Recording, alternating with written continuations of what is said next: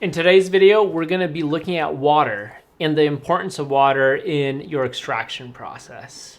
Because, I mean, let's be honest, the majority of this tasty beverage we call coffee is pretty much what you're drinking, flavored water.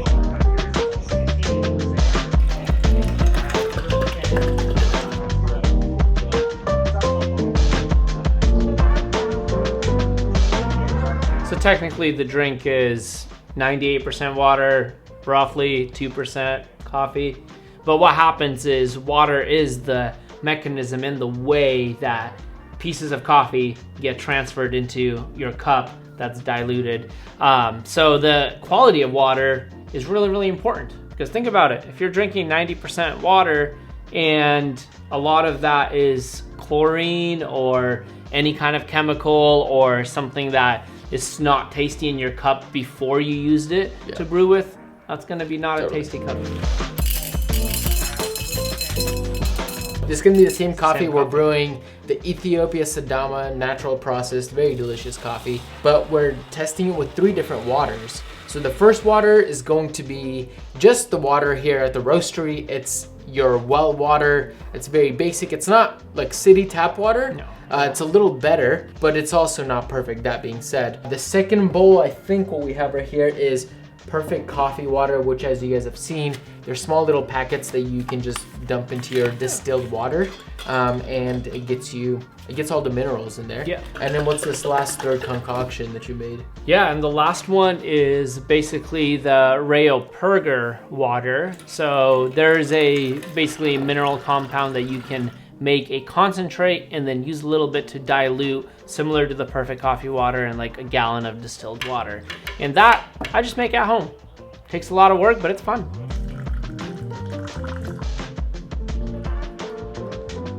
So we have a very basic TDS reader here. It's not a coffee TDS reader, just a water TDS reader. Very cheap on Amazon, but what it does is it gives a basic overview of what's in your water. It doesn't go into detail, but it tells you the total dissolved solids of minerals in your brewing water. So here we have is perfect coffee water, and the readout for the TDS is 146, which is pretty excellent in range. The goal is to have 50, or 150, sorry. This one right here is the Scott Rayo and the Rayo Purger water that we made ourselves. The readout is a little higher. It's at 153. So, but still in the ballpark, aiming for a 150. And finally, the tap water from the well water here at the roastery. And the readout is significantly lower at 73. We have labels for each water on the bottom. Once we pour those, Sergi will maybe turn around. I'll mix up the bowls. That way we don't know which bowl has which water. Yeah. And we can give a unbiased, hopefully a blind representation of what we like out of each water and whatnot. So let's get into this. Yeah, let's do pour. it. Yeah. In 2010, thought I was doing something. And now I'm rapping with a crew or something. I guess the track don't really stick unless he's gluing something. And I never fit the shoe until I do it something. Yo, bracing myself like teeth, boy, it's the same old route on some new concrete. But homie, these tunes make you get a new ID. I'm trying to do my thing, but the commute ain't cheap. I'm on a 2-day week for all this rap these days. Let's mix them up, mix and match.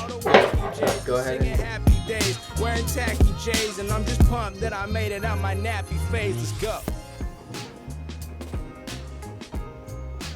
Mosquito getting in on that mic. Ooh, that's a big one. I mean, they're all smelling pretty darn tasty. I said I scrape bowls like once a year, so on Halloween. Dude, a yearly Halloween scrape.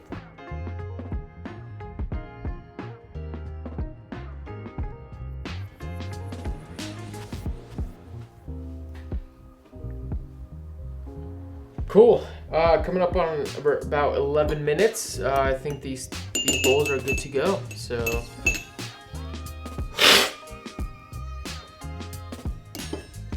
juicy, juicy.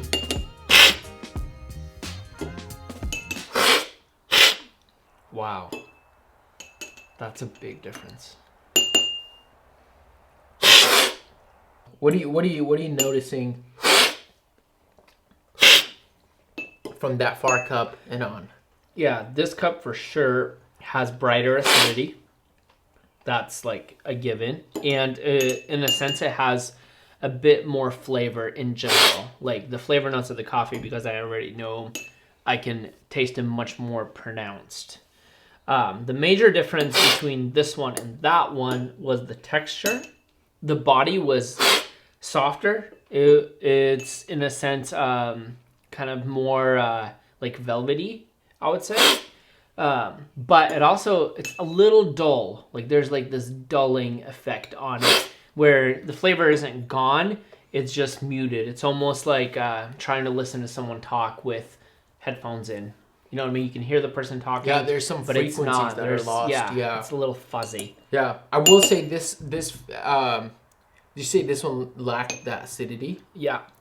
Yeah, I think it just creates a different kind of cup than this. This is, definitely that acidity is pronounced.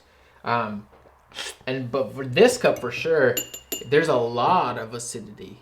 Like it's I mean, that's what I'm picking up, is that it's lacking a little bit of body. Yeah, there's a lot of prominence in this cup. You know, not to use a cliche of clarity, but there is that more dynamic flavor to it overall. Yeah. Yeah. It's got a pretty nice, also like a mouthfeel. At the end of the day, it's just the same coffee, so there is similarities. Yeah. There's like vague differences, and like with this one being the most prominently different cup out of all three of them, I would say. I think this one's prominently different. This one is prominently different on the other side of the spectrum, I feel like. And this one I feel like plays the balance of the two. Yeah. I don't know if this is the perfect coffee water where the TDS is right in the middle. Yeah. I don't know if there's a correlation right there, but we're about to find out. But you're right, like, at the end of the day, like neither of these waters I would say is like an insanely so much better. Like you're still getting a pretty decent cup quality, cup coffee out of these three. So that's actually kind of reaffirming, but there's definitely differences. Yeah. Imagine if, on one side of the world you have this water, and on the other side of the world you have this water, and for you that pronounced acidity might taste, you're picking up a little bit more orange, some lime or whatever. Me, I can almost have, all that acidity gone because of the water that I'm using, and I'm just picking up, maybe stone fruit, plum, that sweeter side to things. Yeah. Which then it's like, oh, we're actually not both wrong. We're just picking up different things, and it kind of makes things complex, interesting, but also kind of means that we have to kind of keep an open mind to being able to share what we're tasting. Yeah, and as a roasting company, slapping on those labels and being like, hey, this tastes like, blackberry, like it's jammy, like eucalyptus, especially if the flavor notes are so like very, very detailed, like a Mayer lemon, you know what I mean? Or like super specific. Your water may affect the details, but the main thing still remains the main thing. Like all three of these cups have a blackberry flavor to them, very distinct blackberry. Just the nuances, and especially with, I would say, texture and tactile of the cups is very different. All of them are very unique, but the flavor's still there. It's just pronounced differently. But yeah, let's do the reveal. What do we got here? So this cup on the far end. Ooh, this is the perfect coffee water. Okay. That's the home water. Yep. Wow. This is the Rayo Perger, I guess. Wow. So, that's kind of interesting. Like I was saying earlier, I think the great thing is the flavor's all present. Yeah. It's all there. It just, the experience was a little bit different for each cup. There was a sense of uniqueness. Yeah, for sure. So that being said, what would you say, like somebody's, brewing up some water in their apartment, in their home, what would you recommend them doing with the water? What's the conclusion that we can give the people a takeaway? Well, there's a few easy things. If you're not satisfied with your home water, you know you're going to move on from that. So you have two other options, and the ones that we presented here are the packets, the Perfect Coffee Water packets.